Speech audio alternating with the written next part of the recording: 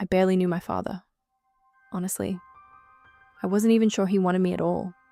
He left when I was 3. No calls, no letters, no birthday presents. So when, on my 18th birthday, I received an envelope with his name on it, I first thought it was some stupid joke. I didn't know then that in a few hours my life would be completely turned upside down. I grew up with my mother.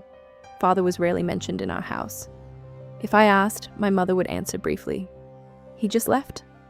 No drama, no details. At first I was angry. Then I got used to it. And then I stopped thinking about him altogether. I had an ordinary life, school, friends, my first crush, plans for university. And my father didn't fit into this picture at all. Until my 18th birthday. That day, everything was as ordinary as could be. Cake, candles, Mom smiles. And then suddenly the doorbell rang. A courier stood at the threshold. Delivery for you. Personal delivery. I signed. It was an old paper envelope. No stamp. No return address. Just my name. And at the bottom, handwriting I'd never seen before. But somehow I immediately knew it was his. My insides went cold. I opened the envelope. Inside was a letter and a flash drive. I read it first. If you're reading this, it means you're already 18. I'm sorry I wasn't there, but I didn't leave because I didn't love you. I left because I had to. I read it 3 times. Had to? What did that even mean? Below it was, if you want to know the truth, watch the video on the flash drive, but be prepared. After it, your life will change. Curiosity got the better of me. I inserted the flash drive into my laptop. There was one file on it. I pressed play, and my heart stopped. My father was on the screen, young, tired, and scared. He looked straight into the camera, as if he knew I would see it. If you're watching this, it means I was able to stall for time. I didn't abandon you. I protected you. I listened, holding my breath. He said my mother didn't know the whole truth, that he'd gotten himself into a very serious mess. That one day, someone started taking an interest in our family, and then he decided to disappear. In the end, he said, "There's a key inside this envelope. Find storage locker number 314 at Grand Central Station, and then you'll understand why I had to leave." I could have ignored all of this, close my laptop, throw away the letter, move on. But I couldn't. An hour later, I was at the station. I found the storage lockers, 314. My hands were shaking. I inserted the key. Click. Opened. Inside was a thick folder, and on top, a photograph. It was me. But the picture had been taken yesterday. My insides sank.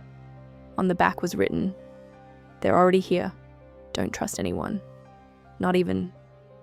And the sentence trailed off. At that moment, I received a message on my phone from an unknown number. "You finally came." From that moment on, I was truly scared for the first time.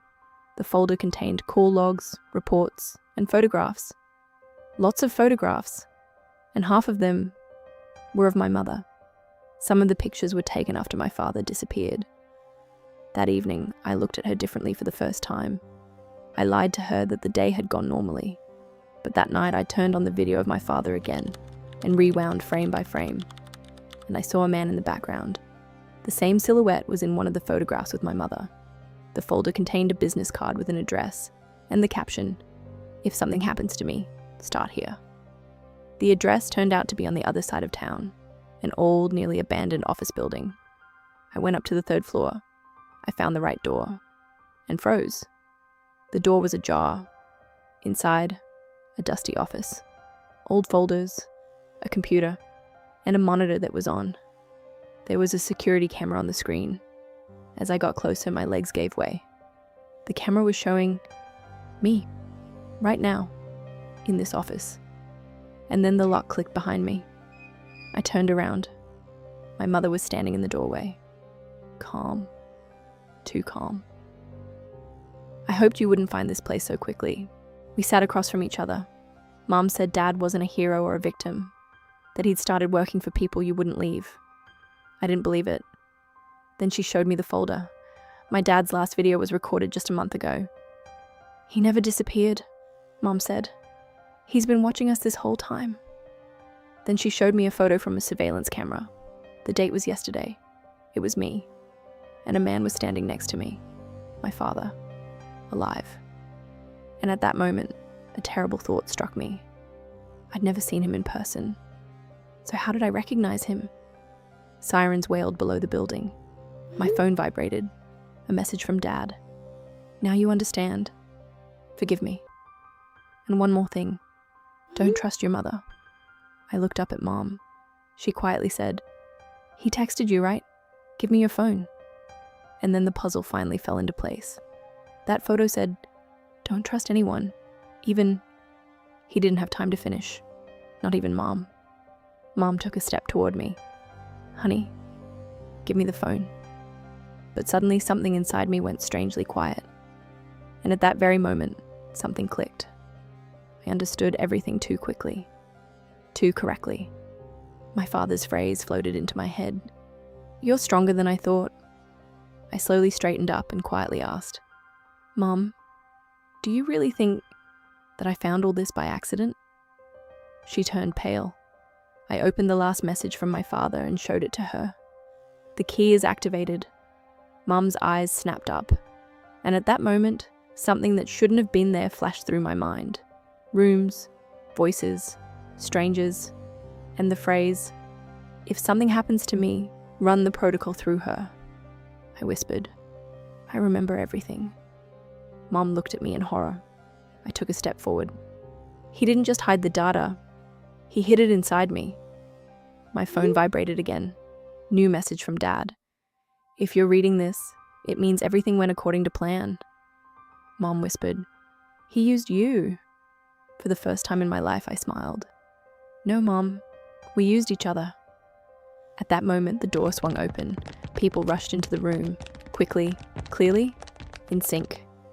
But they weren't looking at me. They were looking at Mom. She slowly turned to me. "Who are you now?" I answered calmly. "What he made of me." I barely knew my father, but he was right about one thing.